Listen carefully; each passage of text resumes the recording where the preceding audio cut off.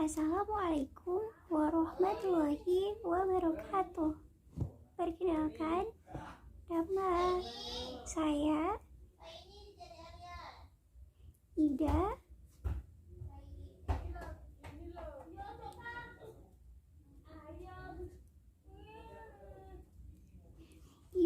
Fitriani dari Universitas PGRI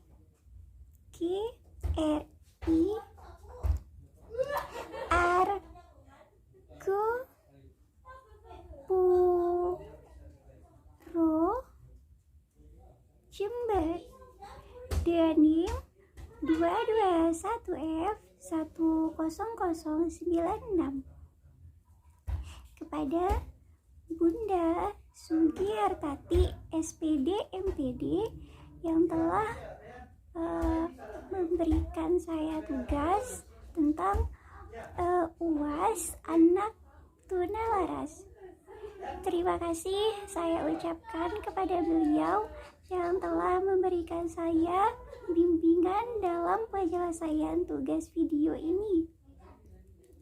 Dan saya mengucapkan terima kasih atas semua ilmu dan segala pengetahuan yang Bunda berikan.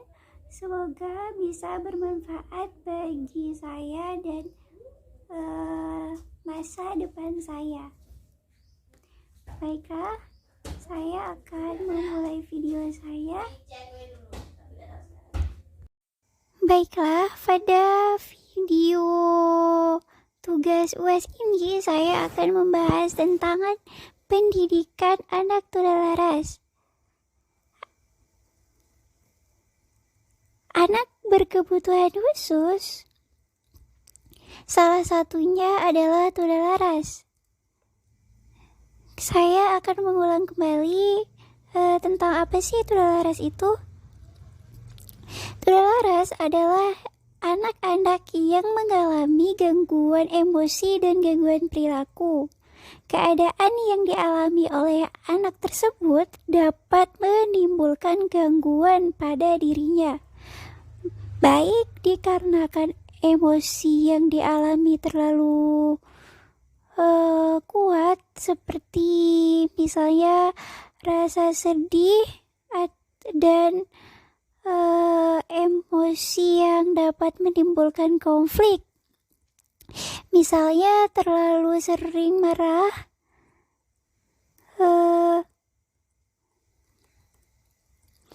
emosi adalah salah satu ciri dari keberadaan manusia sebagai makhluk individu dan juga makhluk sosial. Dengan adanya emosi, seorang manusia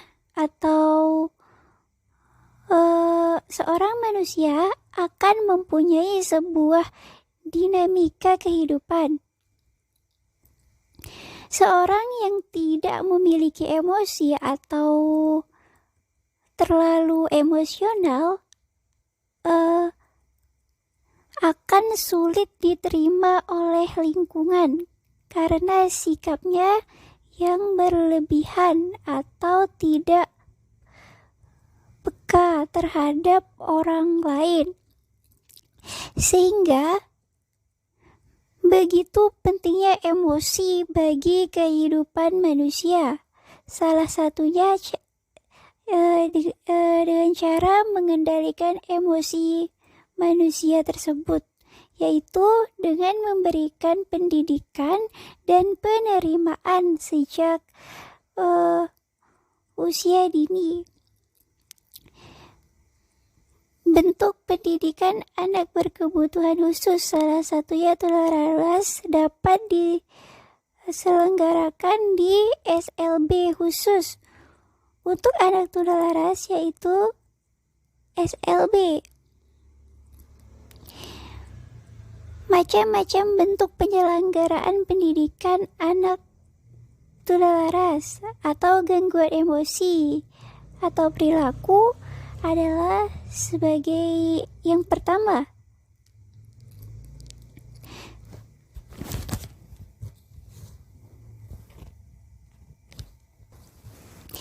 1.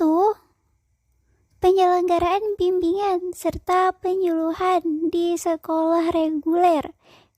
Misalnya saja, di sekolah reguler terdapat murid atau anak yang menunjukkan gejala kenakalan, misalnya ringan atau gangguan emosi, maka para pembimbing harus segera memperbaikinya. Mereka masih tetap tinggal di sekolah tersebut bersama-sama dengan kawannya di kelas. Namun, anak tulalaras akan perhatian dan juga layanan khusus. Yang kedua, menyediakan kelas khusus bagi anak berkebutuhan khusus atau tulalaras. Jika mereka perlu belajar terpisah dari teman-teman satu kelasnya, kemudian pembimbing dapat mempelajari gejala-gejala gangguan emosi maupun gangguan perilaku yang dialami anak. Kelas khusus tersebut ada pada setiap sekolah dan juga masih merupakan bagian dari sekolah tersebut.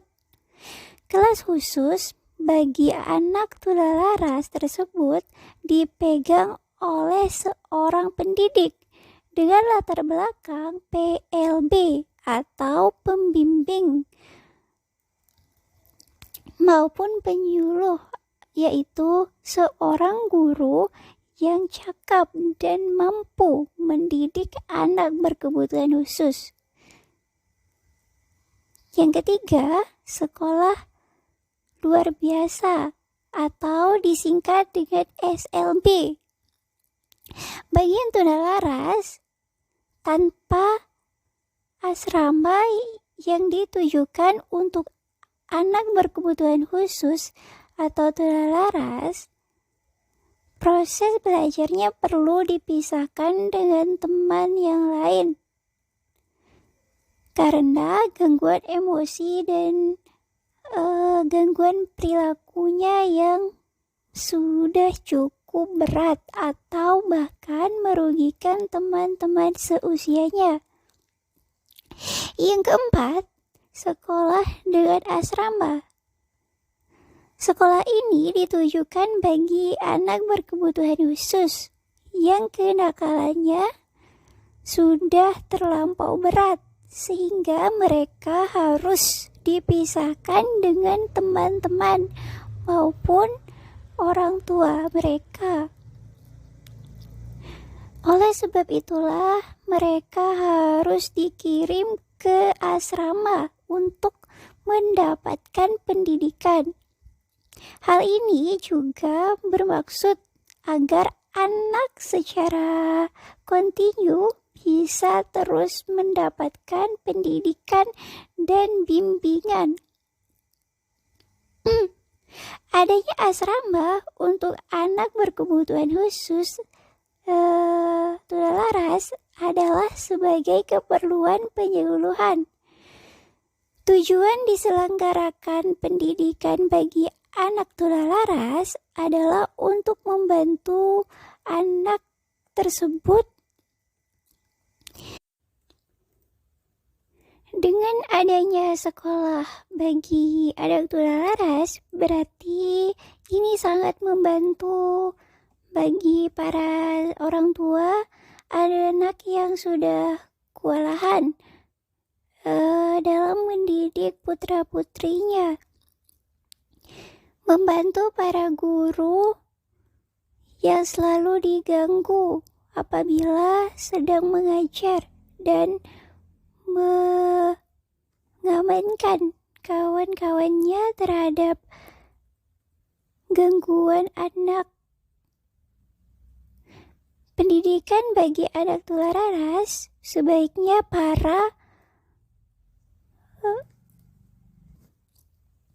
Pendidikan anak tularas sebaiknya paralel atau dikaitkan dengan mengintensifkan usaha bimbingan penyuluhan di sekolah reguler, sehingga apabila anak itu tidak mengalami perbaikan dari usaha bimbingan dan penyuluhan dari kelas khusus, maka mereka dikirim ke sekolah luar biasa bagian tularas.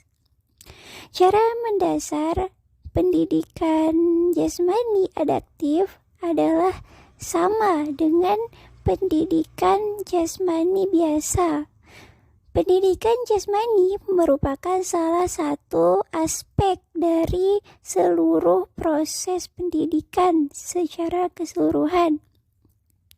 Pendidikan jasmani adaptif merupakan suatu sistem penyampaian layanan yang bersifat menyeluruh dan dirancang untuk mengetahui, menemukan, dan memecahkan masalah dalam ranah psikomotor.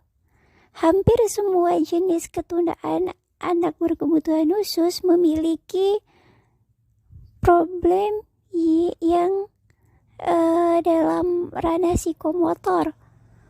Masalah psikomotor sebagai akibat dari keterbatasan kemampuan psikomotorik, keterbatasan dalam kemampuan belajar.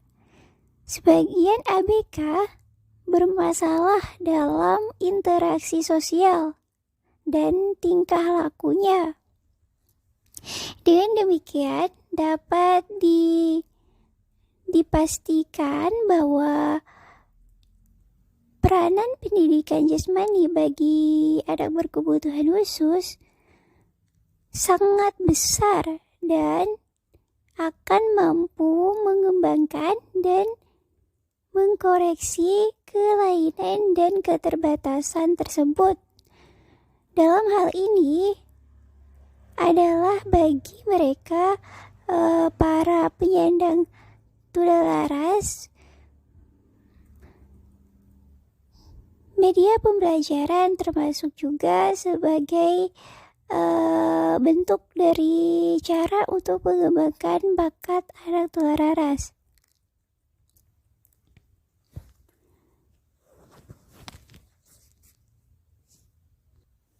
Baiklah, saya akan membahas tentang pendidikan, prinsip pendekatan bagi anak tularas. Yang pertama adalah prinsip kasih sayang. Anak tularas mempunyai karakteristik sosial emosional dengan gangguan kepribadian. Perlu pendekatan secara psikis dengan kasih sayang dari semua pihak, baik keluarga, sekolah, ataupun masyarakat. Yang kedua, prinsip individual. Peserta didik yang mempunyai karakteristik yang berbeda-beda, maka untuk anak tularas perlu diperlihatkan sikap perilakunya secara individual untuk menentukan program yang akan dirancang agar perilaku yang menyimpang dapat diterapi dengan kegiatan terapi bermain. Yang ketiga adalah terapi motivasi belajar. Motivasi belajar bagi anak tularas bertujuan untuk memupuk daya akan kekuatan dari dalam diri anak agar mereka bergerak dalam melakukan kegiatan-kegiatan.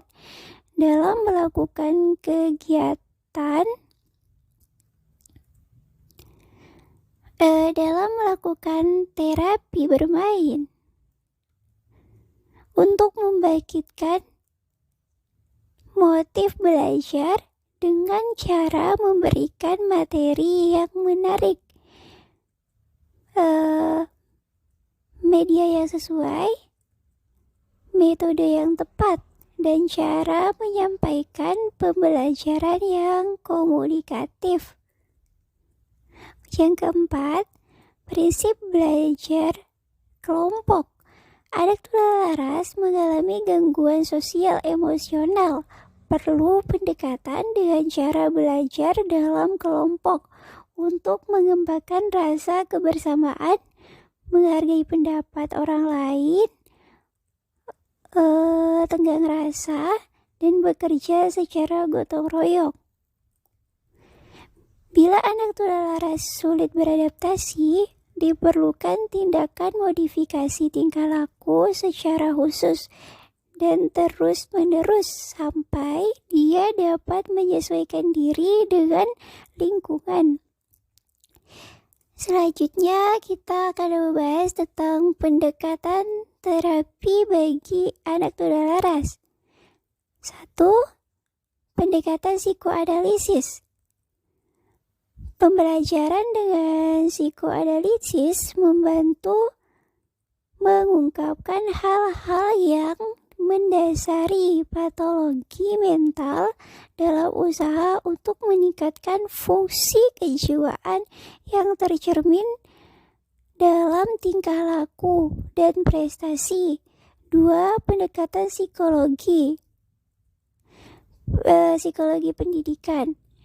Anak tularas dengan gangguan psikiatri ada penyimpangan perilaku yang menyebabkan rendahnya prestasi belajar. Dengan terapi bermain dapat dikembangkan kreativitas anak. Yang ketiga, pendekatan humanistik. Program pendidikan bagi anak tularas diarahkan pada pendidikan pengarahan diri. Kegiatan pembelajaran dalam situasi demokrasi terbuka dan menyenangkan. Yang keempat, pendekatan ekologi. Anak tularas dianggap sebagai anak yang bermasalah. Dengan terapi bermain, suatu kegiatan yang bertujuan untuk mengubah tingkah laku yang tidak diharapkan. Yang kelima, pendekatan perilaku. Anak tularas dengan perilaku yang menyimpang, perilaku yang nampak dianalisis untuk dimodifikasi dengan perilaku yang diharapkan. Selanjutnya, metode terapi bermain bagi anak tularas. Metode yang digunakan untuk terapi anak tularas adalah metode yang dapat memotivasi belajar, menarik, dan tidak membosankan. Metode yang sesuai dalam proses terapi permainan antara lain metode brainstorming, curah gagasan, metode diskusi, metode problem solving, metode kerja, kemudian metode kerja kelompok, metode karya wisata, metode eksperimen, metode latihan, kemudian metode penugasan, dan lain-lainnya. Kemudian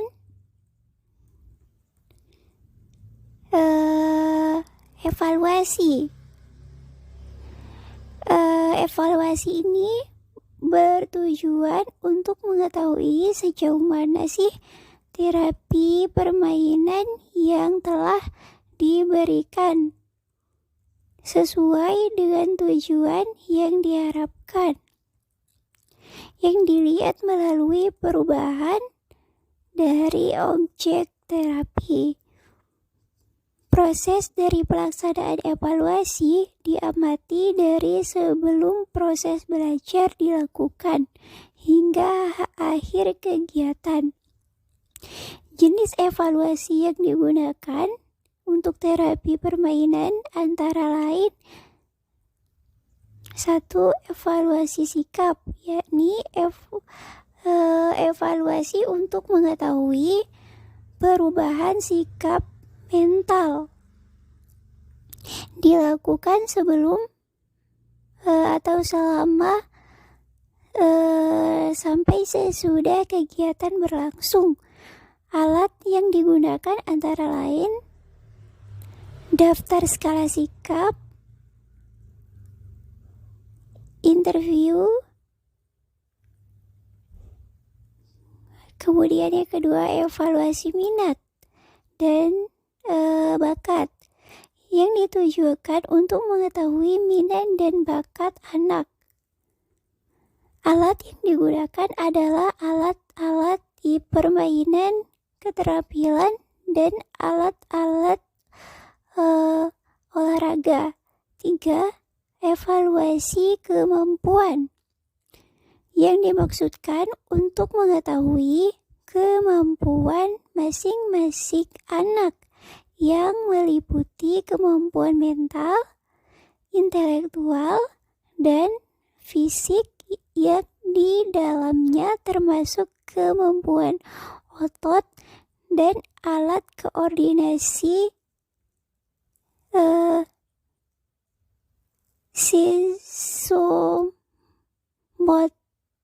psikomotorik.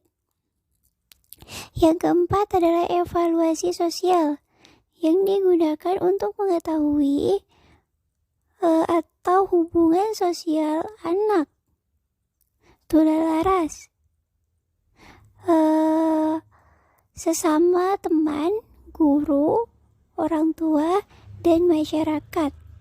Evaluasi ini dapat dilakukan kapan saja. Alat yang digunakan sama dengan alat evaluasi pada umumnya dan diperlukan sosiometri. Adapun langkah-langkah dalam mengevaluasi sebagai berikut. Persiapan terhadap anak. 1. Subjek yang akan dikenakan evaluasi ialah murid yang mengikuti kegiatan terapi bermain. 2. Aspek yang dievaluasi. 3. Alat-alat yang digunakan dalam evaluasi. 4. Waktu dan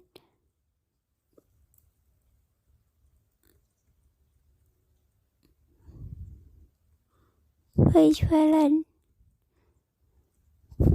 Evaluasi sikap dengan cara mengadakan pengamatan terhadap sikap anak, mengadakan wawancara, serta pemberian tugas. Evaluasi minat dan bakat anak dengan cara wawancara dengan masing-masing siswa, permainan bebas.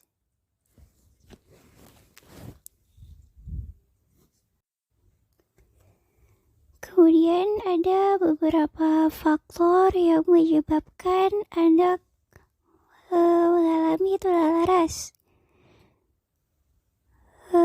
Yang pertama adalah faktor biologis.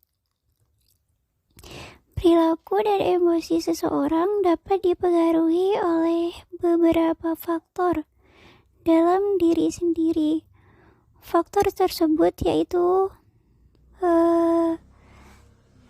genetik, neurologis, faktor biokimia, atau kombinasi dari faktor-faktor tersebut.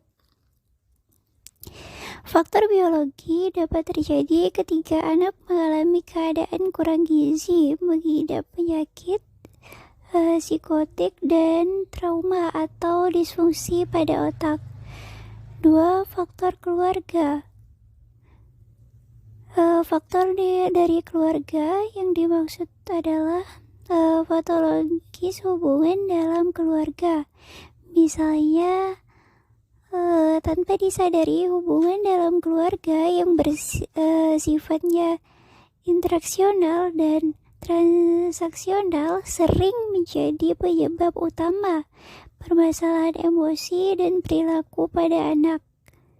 Pengaruh dari peraturan, disiplin, dan kepribadian yang dicontohkan kepada atau yang ditanamkan dari orang tua sangat mempengaruhi perkembangan emosi dan perilaku anak.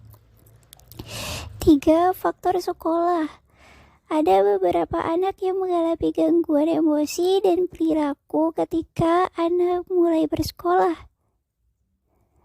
Pengalaman di sekolah mempunyai kesan dan arti penting bagi anak. Kompetisi sosial, saling berinteraksi dengan perilaku, dengan guru dan teman sekelas sangat memberi kontribusi terhadap permasalahan emosi dan perilaku. Saat seorang anak mendapatkan respon negatif dari guru dan teman sekelasnya, ketika mengalami kesulitan dan kurang keterampilan di sekolah, maka tidak disadari anak tersebut terjerat dalam interaksi negatif. Anak akan berada dalam keadaan jengkel dan tertekan yang diakibatkan dari tanggapan yang diterimanya, baik dari guru maupun teman sekelasnya. 4. Faktor budaya. Nilai-nilai perilaku yang didapat melalui tuntutan-tuntutan maupun larangan dan model yang disajikan oleh kondisi budaya. Beberapa budaya dapat mempengaruhi perkembangan emosi dan perilaku anak. Misalnya saja tindak kekerasan yang dari TV, film, maupun internet, penyalahgunaan narkoba yang seharusnya sebagai obat medis dan obat penenang, gaya hidup yang menjurus sosialitas, tuntutan dalam agama, dan korban kecelakaan maupun perang.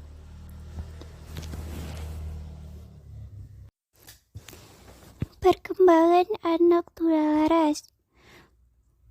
Menurut Suci Hatisobantri, terganggunya perkembangan emosi merupakan penyebab dari kelainan tingkah laku anak tulalaras. Dan ciri menonjol dari hambatan perkembangan tersebut adalah 1.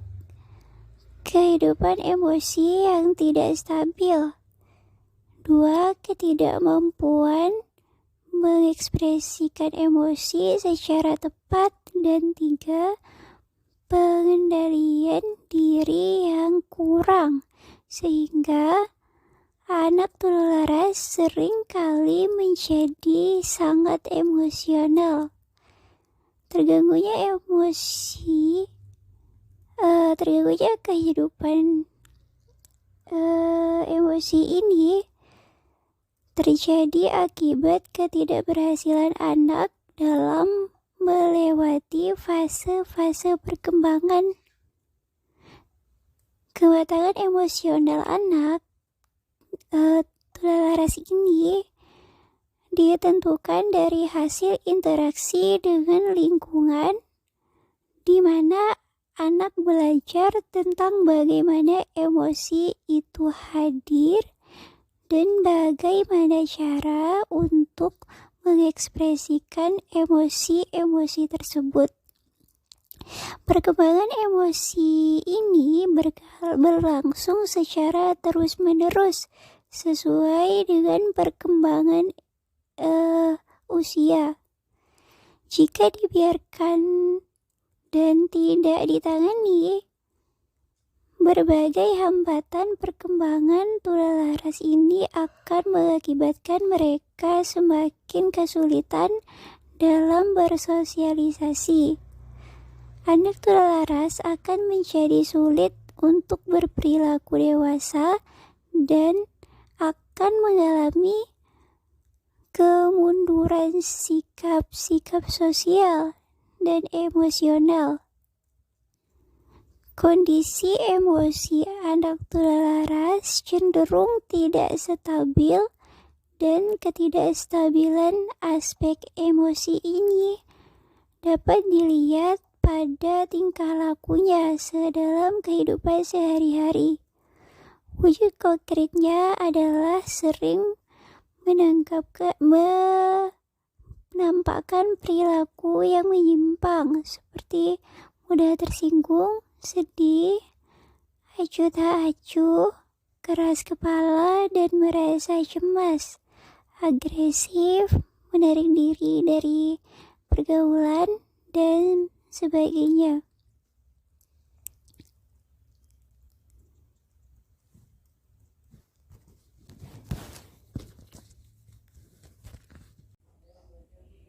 Cukup sekian video saya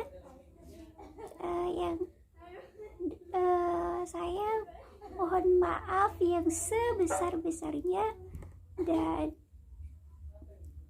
saya mengucapkan terima kasih, dan saya juga sangat memohon maaf dikarenakan mungkin banyak sekali penyampaian materi yang saya sampaikan kurang jelas dan sangat kurang. Terima kasih dan mohon maaf. Assalamualaikum warahmatullahi wabarakatuh.